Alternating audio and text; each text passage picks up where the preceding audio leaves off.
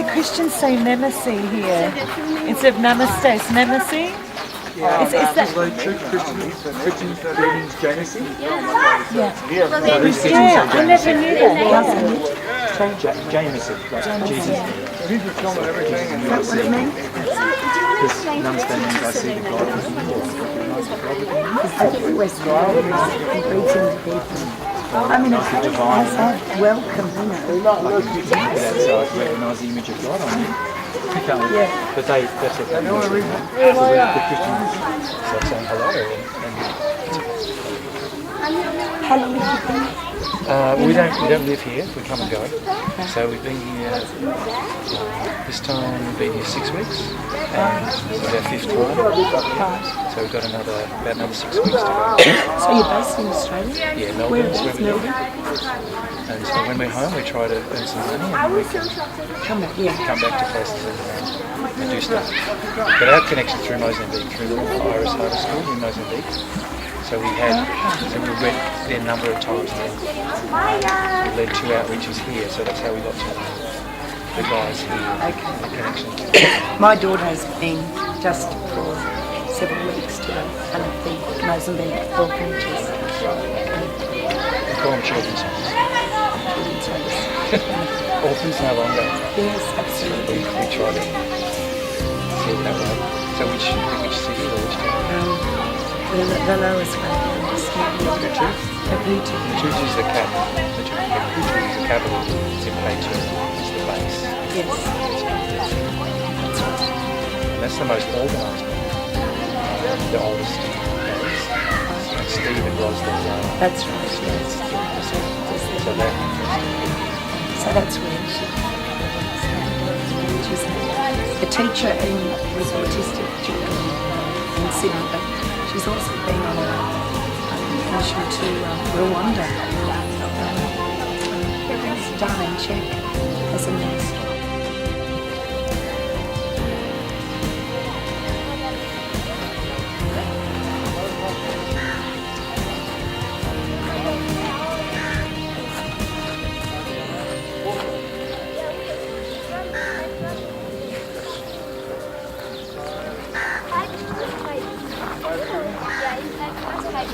about 4 and 5.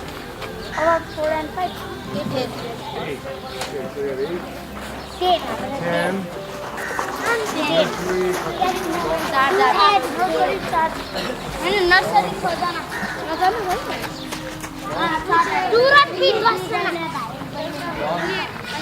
एउटा 4 जना होला 4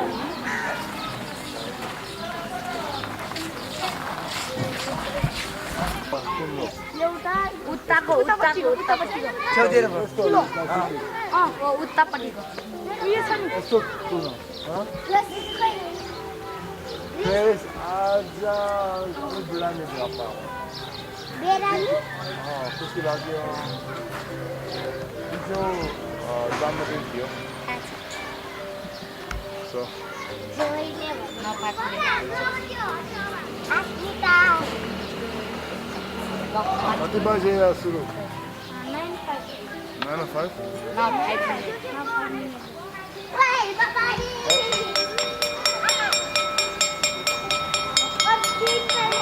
Neil Day. Kau Bazio? Bazio.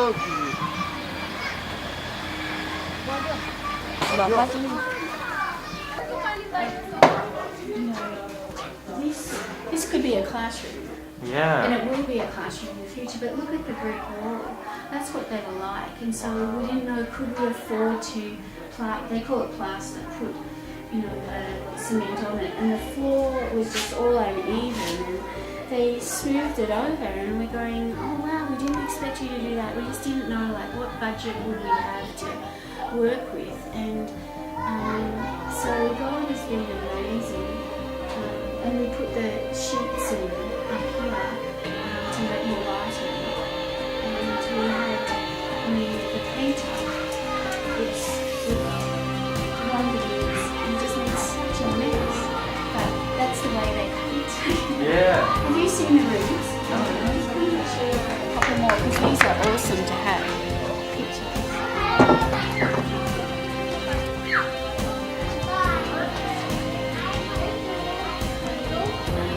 Set this up as the music room.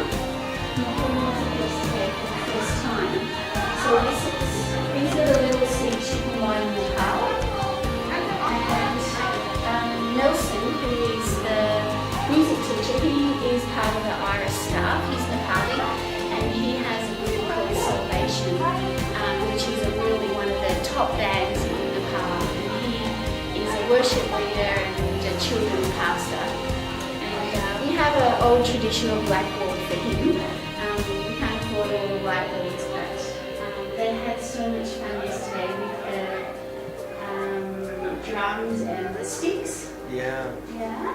And then I'll show you the art room.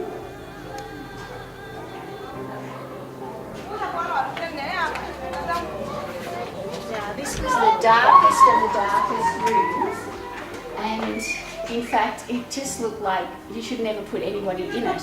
But we put the white, the transparent roofing on, and that made all the difference. And we've got some old desks from the previous school that we bought the license from. Some old desks, and they've done art in here. So that's pretty exciting. And I'll show you the library.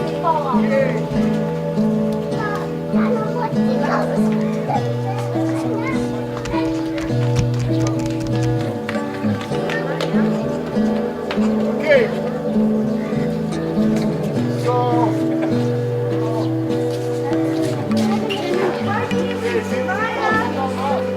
This is. It's got the blood. It's getting better. Listen to Joel, Uncle. Joel, Uncle. So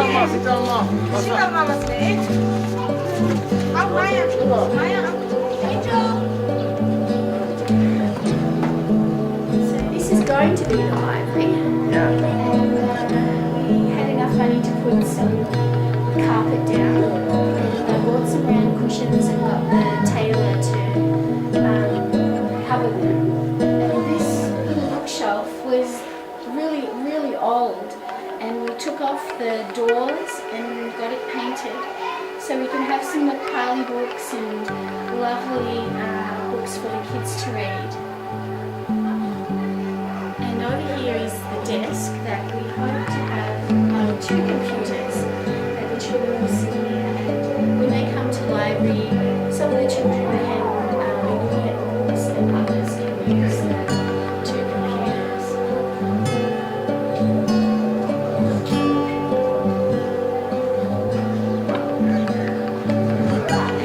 Did you read this old school, the Bright Baby School? This was their equipment, and the slide was totally broken, all rusted and everything.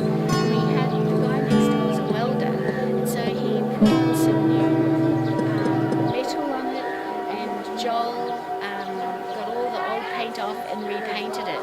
So it's a little bit dangerous still at the moment, but we're working on fixing it up. Yeah. Stand here. There. And that will be a table tennis table. Oh, wow. And the sand pit.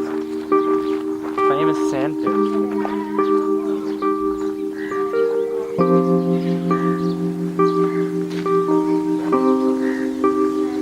The sand that we have in Nepal, not like beach sand, but still it's beautiful. And we hope to be able to put some shade over the top of it because it's very hot. And the Lord told us that we would have a garden as well. And so when they found this property, which was an amazing story in itself, it had trees.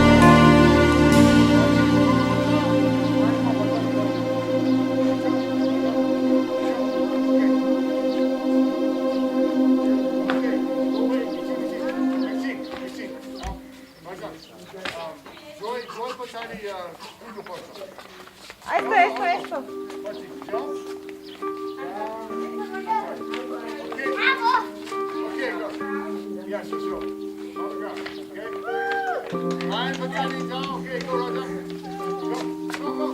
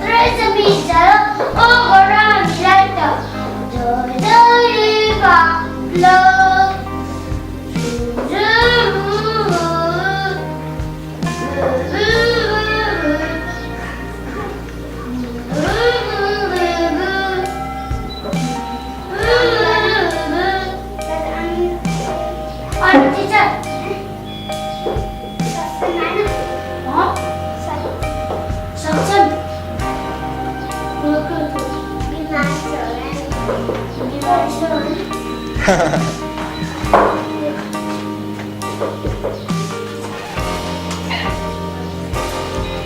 Okay, good morning class. Good morning, teacher. Jai Mishi. Good. How are you all? Fine. Good.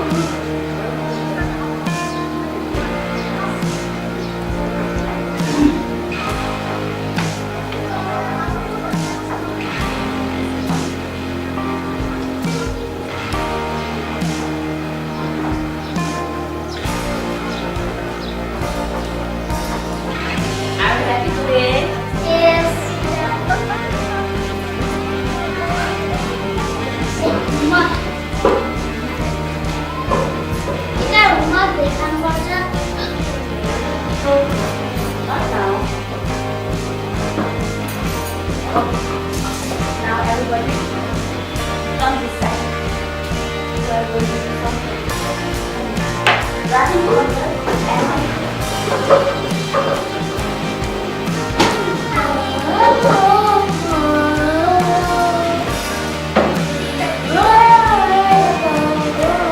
and keep trying as well.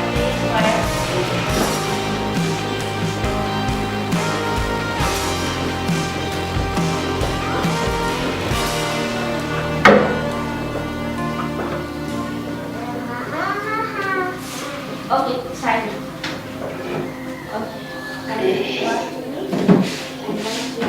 one, two, and Ravi, you have a sheet here, okay? Before we start our fellowship, we will do prayer, okay? So who want to do prayer? You? Yesterday you did, no? Okay, today you did, okay? Okay. Everybody close your eyes and join your hands. Join your hands. Yeah, guys, join your hands. Okay?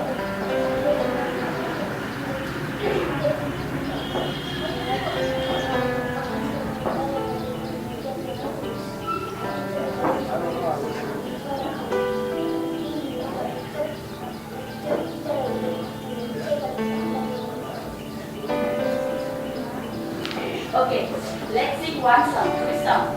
This is the day? This is the day? Yes. Okay, this is the day. You know this song? Okay, we are clapping our hands. 1, 2, 3. This is the day, this is the day that the Lord has made, that the Lord has made. And we will rejoice, we will rejoice, and be glad with me, and be glad with me. This is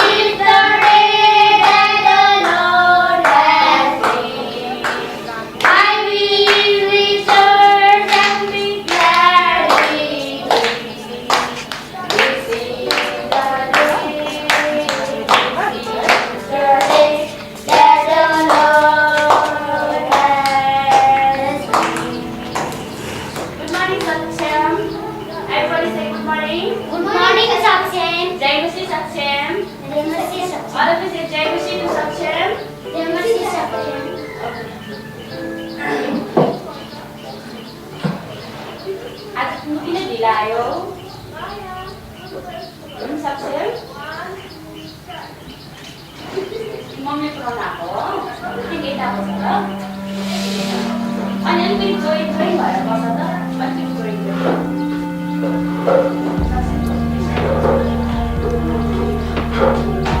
okay another song yesterday you sang if you're happy and you don't want to clap your hands no तिमी खुसी छौ भने ताली बज My English. Okay नेपालीमा गर्नु ल म गर्छु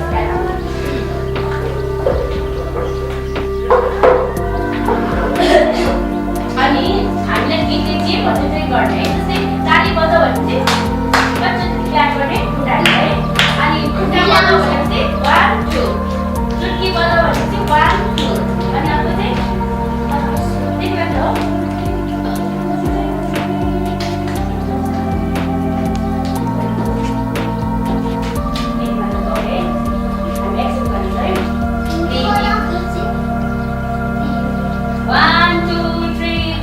तिमी खुसी छौ भने ताली बजाऊ तिमी खुसी छौ भने ताली बजाऊ तिमी खुसी छौ भने देखाउन चाहन्छौ भने तिमी खुसी छौ भने ताली बजाऊ तिमी खुसी छौ भने चुट्की बजाऊ तिमी खुसी छौ भने चुट्की बजाऊ तिमी खुसी छौ भने देखाउन चाहन्छौ भने तिमी खुसी छौ भने चुट्की बजाऊ तिमी खुसी छौ भने खुट्टा बजाऊ तिमी खुसी छौ भने खुट्टा बजाऊ तिमी खुसी छौ भने देखाउन चाहन्छौ भने तिमी खुसी छौ भने खुट्टा बजाऊ गुड ओके अझ गर्नु के हुन्थ्यो हामी बजाउनु है यता पुगेको छ यता छ टिचर यता छ यो पनि सिकिसक्यो हामी पहिला बजाउन जानुभन्दा अगाडि हामी प्रार्थना गर्नुपर्छ है र प्रार्थना सबैजना आफूसँग गर्ने बजाउनलाई प्रार्थना गर्ने है सर्वशक्तिमान पिता तपाईँलाई धन्यवाद दिँदछौँ हामीले सबै खण्डहरूमा हामी गरिरहेका छौँ विशेष गरेर आत्मा सिकाउने मेरो सानो भएका मेरो ज्ञान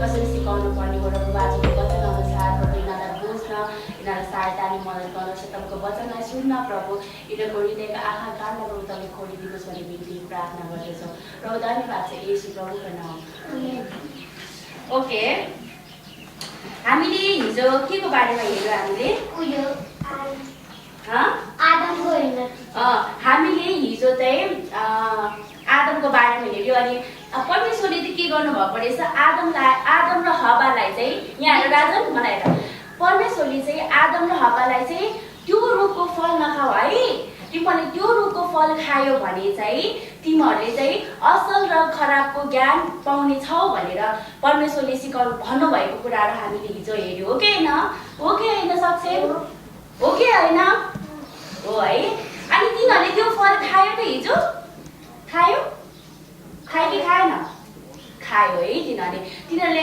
परमेश्वरले भनेको आज्ञा पालन गरेर चाहिँ तिनीहरूले राजन गर्यो गरेन है अनि तिनीहरू त्यो फल खाएको कारणले अनि तिनीहरू अदमको बगैँचामा बस्न पाए त सक्षम बस्न पायो पाएन अनि तिनीहरूलाई अदनको बगैँचाबाट निकालेपछि त्यहाँनिर अदनको बगैँचामा को आएर बस्यो राजन को आएर बस्यो स्वर्गदूत आएर बस्यो हो कि होइन स्वर्गदूतको हातमा के छ तरबार छ है अनि त्यसै कारणले तिनीहरू अदनको बगैँचाबाट नै आएर महेन्द्र तिनीहरू अदनको बगैँचा निस्किसकेपछि त्यहाँबाट के हुन्छ हामी हेरौँ है त Passion statement that we have. God's given us these things, and so tell me when. We're just recording. So I think, so Ken and I'll just go back over a couple of things. Yeah. Ken and we were in New Zealand, and God really spoke to us. The Holy Spirit just came on me, and just felt like we were to start a school, but we thought it would be Africa, and then we brought teams from Mozambique because we've been involved in the harvest school over there for 5 schools with Nathan and Sarah Kotzer, and had an amazing time over there. And that's where we were involved with the admin for the harvest school since I think 2008. Ken and I have done lots of work there. And then we brought teams twice here to Nepal and met Joel and Tammy, of course, and had some outrageous outreaches in different parts of Nepal. And then we seriously started to talk to Joel and said, hey, look, do you really feel like this is the place for a school? Because we got the newsletter and it had said that one of the students had come home from school beaten, and the statement said, one day we'll have our own school. And up to that point we were thinking it would be Africa that we'd start a school, and never thought Nepal, but it was to be Nepal. So we went home and we've been praying, and then just so many things happened. And then last year we came and seriously had a talk with Joel and said, well, let's just go out for dinner and just dream about the school. So we started to do that, and then we came back and talked to even the children, and we said, well, what would a Christian school look like, and what would an Iris Christian school look like that has the DNA of Iris, which is joy and is totally about love and totally about caring for the poor and things like this that are so different to many other places. So we started to get things from the kids that said, we want this, but we don't want this. We don't want to be hit. We don't want to be beaten. We don't want to have excessive amounts of homework and all these things that I guess in some ways they kind of didn't know exactly what would a school look like. That was an Iris Christian school. And so we just kept asking God, and He just so faithfully unfolded this to us. And last October to December, we were back here and we worked every day with Sarah, our principal, and we just met in a house and we just discussed things. Bit by bit we prayed and worshipped, and then just expected God to start to reveal what would the school look like. And He gave us, basically like a discipline policy. He gave us a vision and a passion statement, and this is our logo. That is, let the children come. That was the verse that God had given us. And so I look at this and it just brings me to tears, because I just know, this is such a huge thing, that we've got the children here, from small to medium to large. That's the way you could look at it. But we know this is Jesus here, and He's saying, let the children come. And in Nepal, there are so many hindrances to them learning in education, and so many hindrances, to them coming to Jesus. And already in this school, we knew that we'd just have a few children come, but we have got children from different faiths, Hindu and Buddhist. But their parents read the guidelines, and it's clearly Christian. And they signed and said, yes, this is okay. So our school is Bible-based and Holy Spirit-led. It's God-honouring or God-fearing, and it's a learning community that is Christian. Our teachers are Christian, and our students, are in a loving environment. So it's just amazing. Statement. Our mission is twofold. To pioneer and establish a Christian school in Kathmandu, Nepal, that provides students with a foundational Christian education and reflects the heart and core values of Iris Global. And to pioneer and establish a Christian school in Kathmandu, Nepal, that provides Christian teachers professional and spiritual support to develop their God-given gifts and abilities to transform education practices in Nepal. Yeah. And although I'm talking at the moment, it's not about myself or about Ken. We have called ourselves educational consultants, our principal Sarah is amazing, and she and the teachers that God's brought us to meet through divine appointments and amazing situations, they know that they're handpicked by God for such a time as this. And it's not about us. It's about raising up the Nepali teachers to teach differently, to become, to think creatively. Something that's just been so oppressed in them, but to start to think outside the box and to start to question and feel that they're in a safe environment, to say they don't get it and things like this. Is there any other schools like this in Kathmandu, or is there anything even close? Or? Well, we believe that it's totally a unique thing. We've had prophetic words that it's a prototype. That's our heart, that Iris Global is just unique itself. So this is a unique school. There are other Christian schools in Nepal, but as we've come to know, some are Christian because the landlords are Christian, some are Christian because the principals are Christian, and some are Christian because they do employ Christian teachers.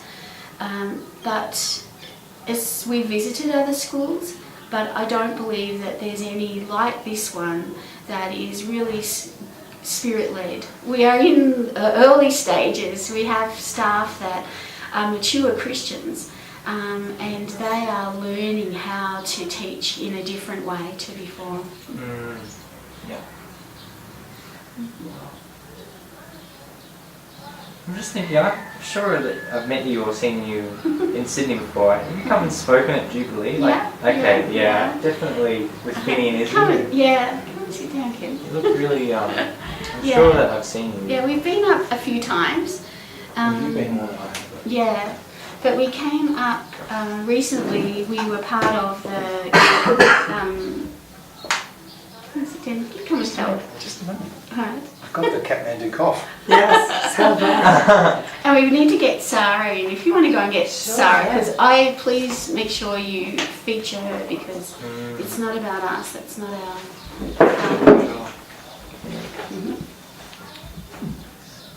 And you're looking forward to starting a school somewhere else? We'll wait and see. Do you think this might be God's passion? I'll answer the Nepali way. We'll see. Yeah.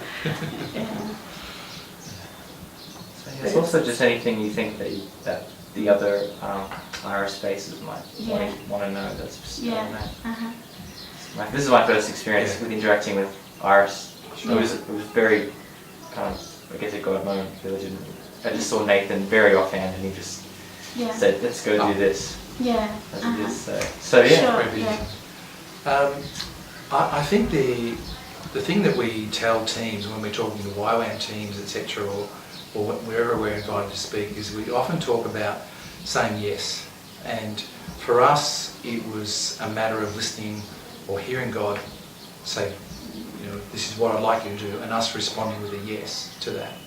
But and I think when I'm thinking about this particular school and what we're doing here, it's been about open doors.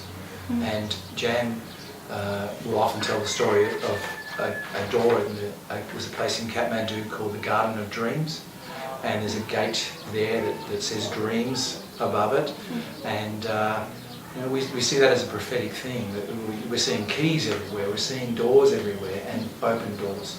So when we've said yes, along with other people, and doors have opened. And how we found our staff is just by word of mouth or divine appointment. So many things that God has gone before us in opening the way for us. So one day we were at the Garden of Dreams, and it was sort of like a prophetic act. We just found this tiny little cabin bag key and put it into the lock, just like prophetically. And nothing happened, but we just knew that we'd moved something in the spirit. And then months later we came back and we took one of our Nepali friends in there to the Garden of Dreams, and she'd never been. And we happened to come past the big gate again, and I said, "Oh, Ken, have you got the house key?" So this was a big key, and he went to put it in, and for some reason I turned the handle and the door opened. I was just like, couldn't believe that the door had opened this much. So we just knew God was totally on this. Other people have tried to establish schools and other things here in Kathmandu and have seemed to have come across difficulties with the government and everything. But we had prayed and said, God, how do we do this?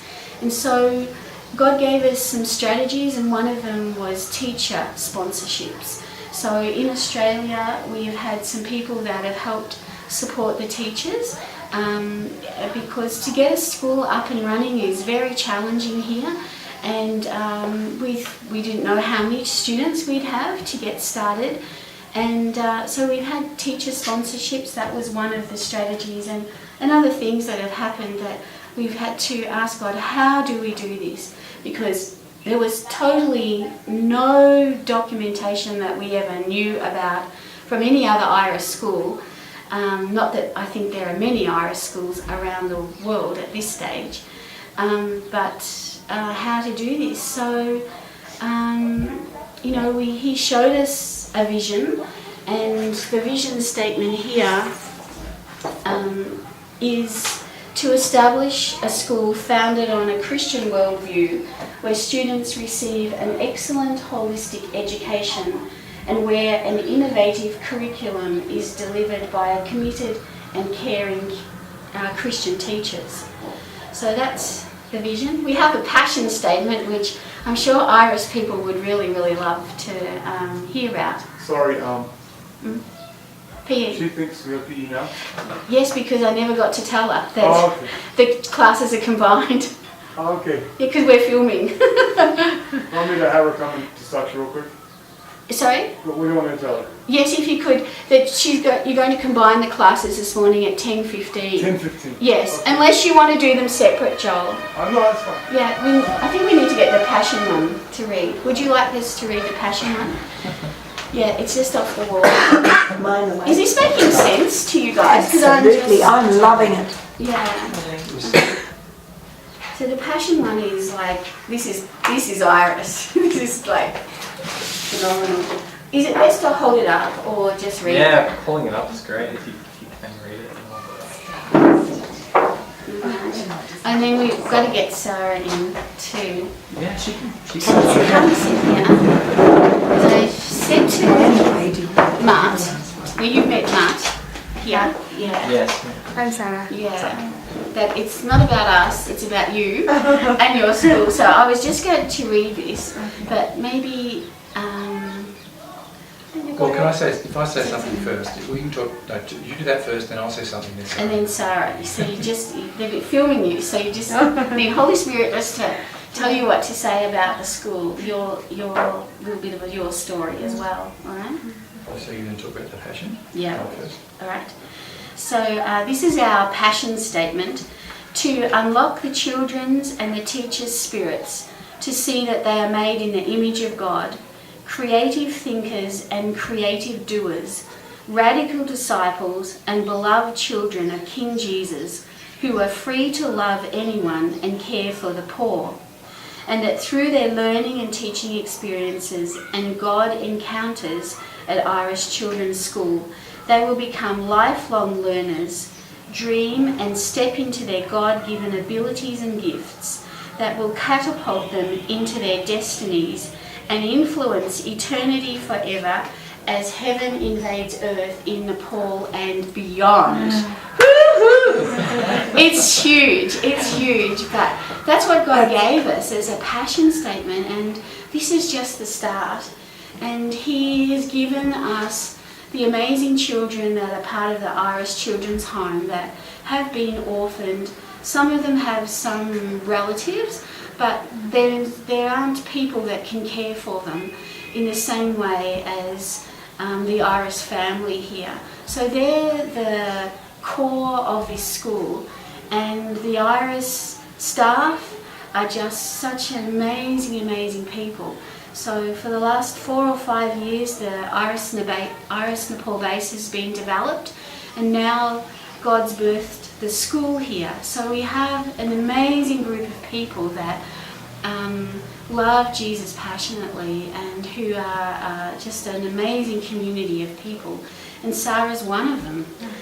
So we get to have Sarah as our principal, and it's just been our delight to work with her day by day.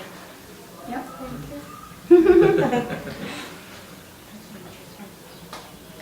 So why don't you say something about what it's like being principal? Yeah. Being principal. A bit of your story.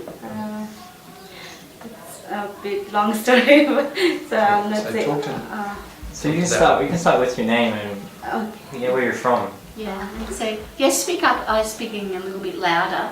I don't know why, but So keep facing that way. yeah, go for it, Sarah. I'm Sarah Suba and I belong here. I'm from Nepal, actually from eastern part of Nepal, but I'm now in Kathmandu. After my marriage with Ganga, I've been here in Kathmandu for more than 6 years, and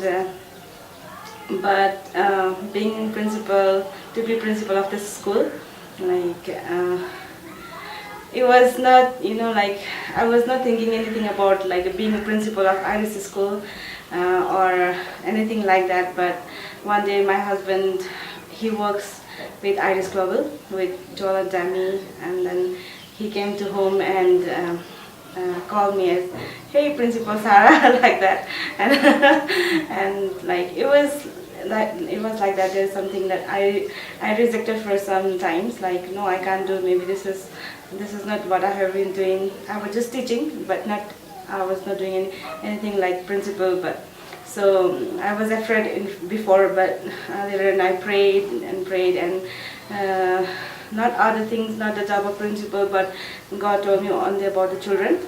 Like children are the most important thing that you have to care about.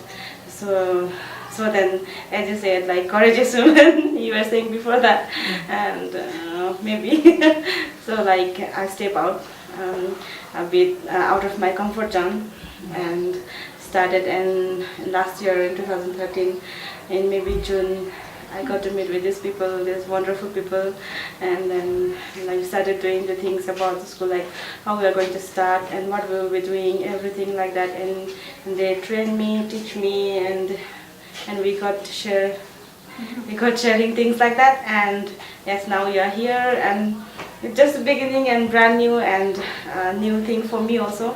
And I'm learning and still be learning, because we all are lifelong learners. Yeah, that's it for me. So I think that's good. Thank you. And we've got a prospective new student, maybe, perhaps at the door. Yeah. This is what happens. Shy. Yeah. Can I say that?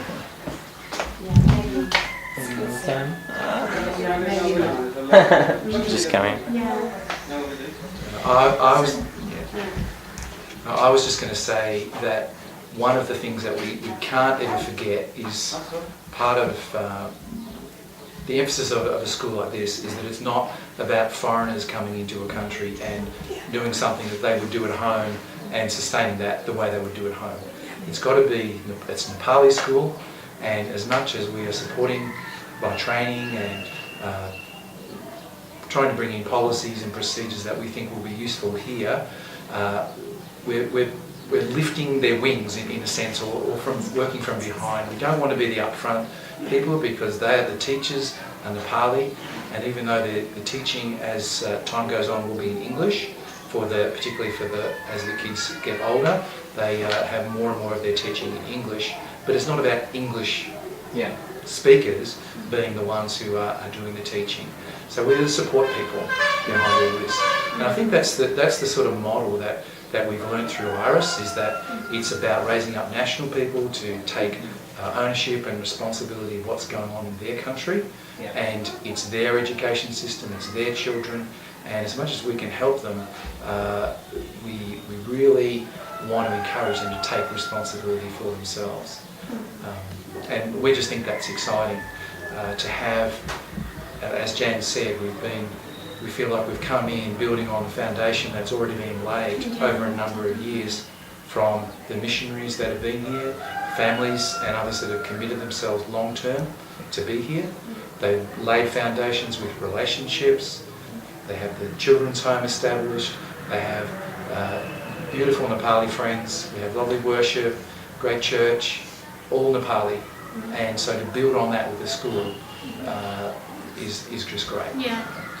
I just was even thinking the security guard that we have here is a whole story in itself, that he was a guy that came along to the banquet house and they provide a meal for maybe up to 100, even more than that sometimes, 140 people off the street. Every Thursday morning at dal bhat, they cook for them.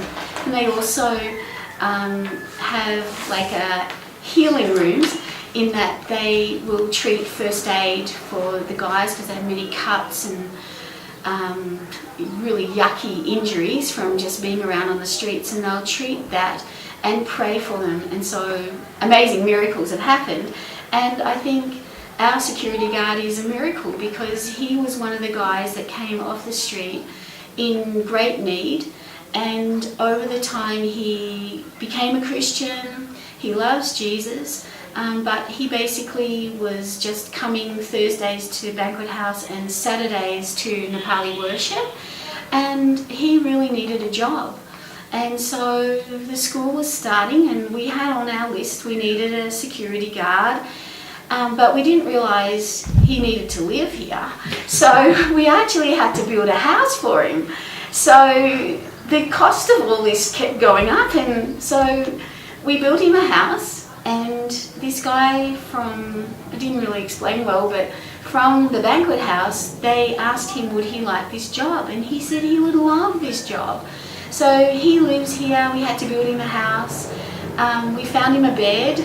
We found him, to start with, pots and pans. He didn't have anything. And then the day we decided we would get him a uniform was a day that he had a grin from ear to ear. And every day we've come, it just gives me tears. It brings tears to my eyes because even this morning when I came to school, his smile was bigger and he looked more radiant than even 10 days ago when we started. And he now has a uniform, and we got security written here, and he's got little lapels. And then he asked us if he could have a belt, and we thought, of course, security guards need belts. So he wears this proudly. And so security guards are responsible for not letting people in and letting people in that we want in the school. But also they have to ring the bell.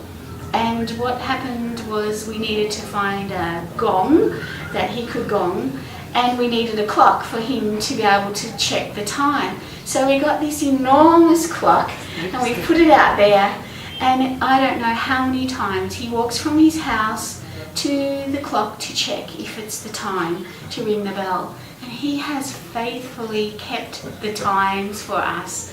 And he rings that bell, and he's building relationship with the children. And you know, again, he came to the part of the Iris training with the teachers, and he sat there. He put his Nepali New Testament on the table, and he can read Nepali, but he just sat and he listened as we did the training. I don't think he said one thing, but he knew that the most important thing that we had asked him to do was to love whoever came to that door, to love. Yeah. Do you want to, and it's quite on a different story, but do you want to just tell the story about Pemba? Oh yeah, you can tell that. Okay, I'm really teared up now. Well, one of the things that we found great fun in was that last year in June that we visited the Iris Banquet House on Thursday, and a number of men had come there with injuries, but there was one particular man who was very gaunt, really sunken cheeks, very unwell, and the others told us that he'd been coming for a while, and it appeared that he'd had some sort of cancer or something. He was very unwell. And so in the medical rooms, the healing rooms, there was a YWAM team, I think, visiting at the time. They were looking after him medically, and then a bunch of us gathered around to pray for him. And Jan said to him, you know, what's your name? And he said, my name's Pemba. And for those of us who've been through Pemba, Mozambique, like Jan said, whoa, Pemba, that's amazing. I've never met a man named Pemba before, but apparently it's quite a common name here. But Pemba was terribly sick, And Jan said she felt the Holy Spirit prompting her to say, Pemba, the place in the world where I've seen the most miracles is Pemba, Mozambique. And I declare today a miracle in your body, Pemba, and that God will do a miracle in your body. And so that was in June last year when we were here for a visit. When we came back in October, one of the exciting things was the first time that we went back to visit the Iris banquet house was there was some uproar as it was happening, but as it was coming on the path, all of our friends who knew we hadn't seen Pemba since June said, oh, you won't believe who's coming. He's coming down the path, it's Pemba. And he came in and it was just like seeing a different man. Totally. Standing upright, full cheeks. He obviously put on weight, he was just healthy. Yeah. So we don't know exactly what the medical problem was, but it was gone. Yeah, totally. And we have testimonies like that, I guess, amongst the Iris team all the time. Yeah. But people who've been through Pemba, Mozambique will know what we're talking about. It's just that the excitement when God drops a prophetic word in your mind, in your spirit, and speaks to you, and Jan was able to declare that healing for that man today, on that day. That was just amazing to see how that changing him just in those months. Yeah, and that was on a Thursday, and then he came back to worship on the Saturday, and he said, I feel different. And through interpreters, we were asking, like, how do you feel different? He said, I just feel different. And we didn't know whether it was actually a physical healing or what, but he gave his life to Jesus that Saturday. And that's what he was feeling, so different. And then to come back later and see him was like just totally a miracle. So God bless Pemba. That's exciting. Oh, Yeah. wow. We've got, we could go on. You can tell. We've got stories about each of the teachers, how we met them, and amazing things. How many teachers have you here? 4 full-time, plus a principal and a part-time music person. Yeah. Okay. And at the moment, people like Jan and others are doing a little bit of things. And Joel also will do PE. He's so. doing PE today, and I'll do art classes with the children, and yeah. So, the sandpit. Now that's a good story. The sandpit story. Is there something in particular? Oh you're yeah, thinking I of? was just wondering if you could tell the story of the lady who was doing kindergarten with the four boys. Oh, Because I Bina. filmed her quite a lot, and I thought it'd be good yeah. to just. Yeah. Well. It's Bina. Bina, yeah. We'd probably have to just ask her when we film it and ask Yeah. her if she's okay with us telling this. Sure. We won't disclose anything that I think is not too controversial. Just tell about how she just cried because with the 3 years of waiting. Okay, so Nathan, if you're listening to this, we're pending approval on this. Yes. All right. The sandpit and also Bina. Yeah, I'll do the sandpit one first, hey? Sure, Yeah, that's sure. pretty exciting. Yeah, so this is a bit of a sandpit story. When we came here to the property, this used to be a noodle factory. So I think all the little rooms had, I imagine, like noodles or something stacked in them. Then it became a tobacco place, and it just stunk. And there was rubbish right through the whole of the property. We can't believe the transformation. I've got a series of photos of transformation. But outside, when I walked in, I go straight away, there's the sandpit, or sandbox, as some people call it. And there was a small rectangular, squarish little structure about 10 bricks high. That was the edge of like a sandpit. And the others looked at me thinking, what are you talking about? And every school has to have a sandpit, I would think. But here in Nepal, there are no sandpits, except one little boy who comes to our school. He'd been to a previous school, and the other children came and they said, what's that? And he said, that's a sandbox, don't you know? And they said, no, we don't know, what do you do? And he said, well, this is what you do. You get in it, and you sit there and then you play. And the kids had no idea. And so we brought some little spades and little, sort of not real buckets like we have in other countries, just jugs. And I watched them over a few days, sort of like digging a bit. And at first they didn't like the sand on their legs because it was a little bit grey and with silver speckles in it. But they started to get the idea. And then last Friday we had some special activities for Easter where the children rotated through 3 activities. And one of them was where we used the sandpit to create a big hill, and we got some wood sticks and made the 3 crosses. And with pipe cleaners we made Jesus and Mary with a bucket, put the sand over it to make the tomb and put a big rock in front. So they actually saw us using the sandpit to create something, and we had a great time with each of the 4 classes acting out the scene of Jesus' death and resurrection. And so we had little Jesus with the white gauze wrapped around him, a gauze bandage wrapped around him, and somebody put him in the tomb and rolled the stone in front. And then the children all had to walk around the tree 3 times, like till the 3rd day. And then I went over and rolled the stone away and got Jesus out, put him in my pocket and left the gauze crepe bandage in the sandpit. And they were just so excited when they could find that Jesus had risen. And we were asking them, where's Jesus, where's Jesus? And then in the end, someone guessed he was in my pocket. So my memory of that day was the little children who are just 3 years of age sitting on the bench, some from Buddhist and some from Hindu families and some that are Christian, holding Jesus in their hand.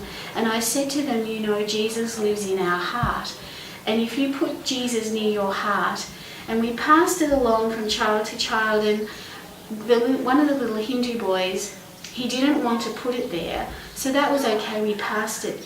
But I just kept praying and said to the teachers, keep praying, and we did it again, and the second time he put Jesus near his heart. And I just know that that was a huge change in this little boy from there on.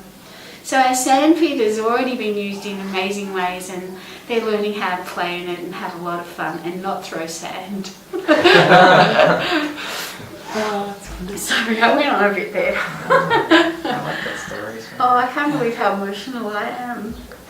Because we've not got to tell people these stories. Like, it's what We've come. in our heart, like, so amazing. Good to hear. So what's the next thing we're going to do? Oh, about Bina. Alright. What do I look like? Do I look okay? Fine. Fine? Yes. What time does her class finish? It would take a while, right? Take a while.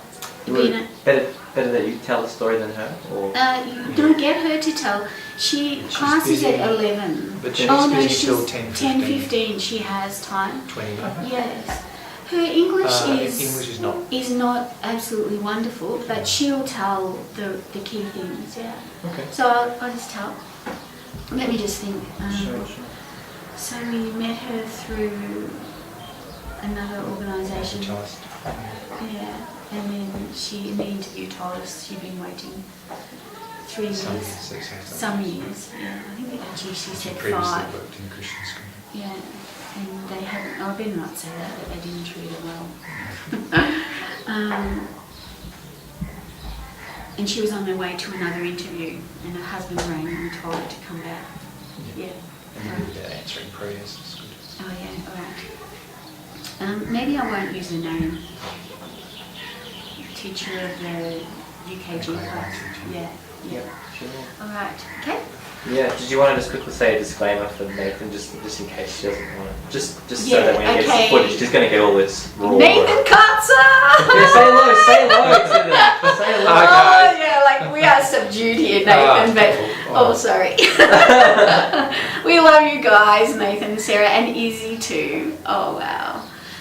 Yeah, we're missing you. Well, here we are at the school, Nathan. Can you believe this is really actually happening, Sarah? We just can't believe it. But anyway, we could rave on. Get serious. So we're going to tell a story about Bina, which we're not going to use her name, a teacher. So we just need to check that this one's okay with her to tell or to show. All right. So this is a story about our UKG grade 1 teacher.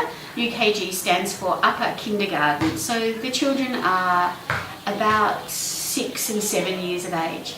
So this teacher we found in another amazing story that we had a contact with a early childhood education organisation here in Nepal that's trying to bring change as well in early education, a Christian organisation. And this lady got in touch with us and said she was interested in our school.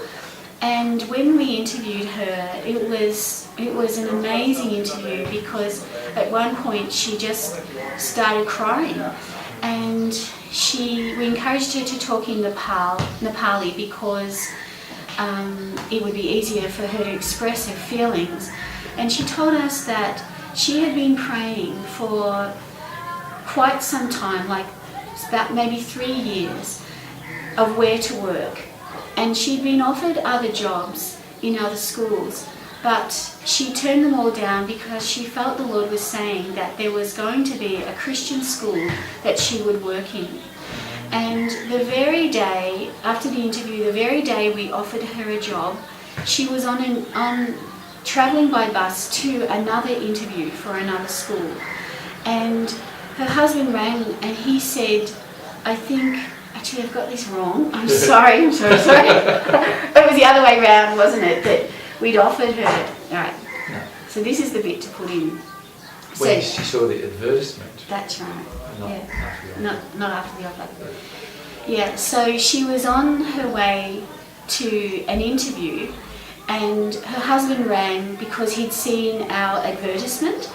And he said, I think you should just not go, you should just come back. So she actually got off the bus and came home and applied for our job.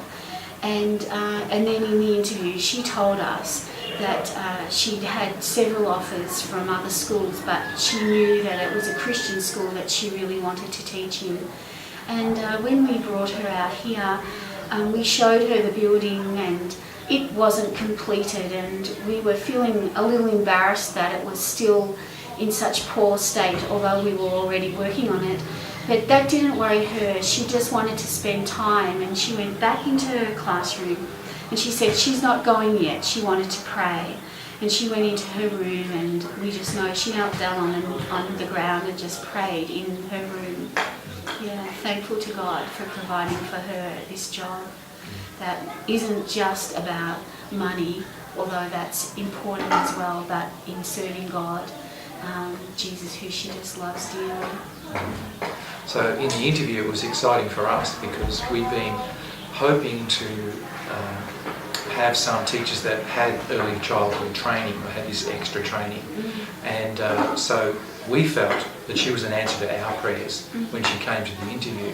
But and as the interview progressed, I felt it was fairly obvious that she was a good teacher for us to have, a good fit. And when she said, I think this job and this school is an answer to my prayers, I'm saying to myself, I think you're an answer to our prayers. Yeah. And so it's just like that good fit. And so we're really relying on her experience as well to help in helping the other teachers as well to develop their skills. So she's probably the most experienced of our teachers and a great asset to the school. Wow. Sorry, I messed that up. And the spider came down the back there. I think that's great.